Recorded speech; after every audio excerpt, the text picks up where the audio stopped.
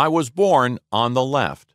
My father was a lifelong communist and hoped that I would follow in his footsteps. And so, very early on, he enrolled me in the Israeli Communist Youth Movement. I grew up in the poverty-stricken Jaffa of the 1950s, a decade which saw the rise of anti-communism in Israel. Every year on the 1st of May, I marched dressed in a white shirt and red scarf. Out in the middle of the crowd, I would be worried sick about being spotted by other boys from my class, who I knew would then bully me at school. But then, the fact that I was walking alongside other boys and girls, including one girl with whom I happened to be in love, would ease my fears somewhat, and I would feel quite the little hero. The truth is that the boy I was in those distant days is still alive inside me. And yet, as early as 1968, the invasion of Czechoslovakia by the Warsaw Pact troops prompted me to break all ties with the communist movement.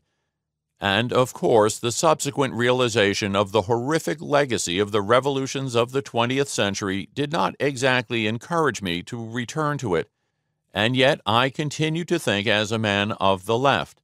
Some of the faults of my writing, and perhaps some of its qualities, can be attributed to that original political stance, which I am still not prepared to give up.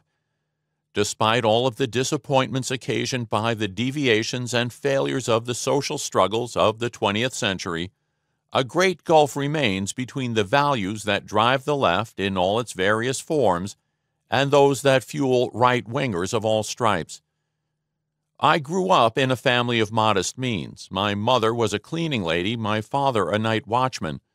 When I was 16, I was obliged to abandon my studies to become a manual worker until my military service. And it was not until the age of 24 that I decided to take my school-leaving exam and enroll at university. Later, having obtained a doctorate, I found a position as a lecturer which allowed me to teach and do research. I like to think that the fact that I was in contact with members of the working class and was close to a number of movements on the organized left prevented me from ever idealizing the topics of my research. After many years teaching at Tel Aviv University, today, as professor emeritus, I enjoy the material benefits of the middle class. Unwilling to forget my past, however, I remain very conscious that most human beings find themselves in a far worse situation than myself, and struggle hard every day to improve their lives and those of their children.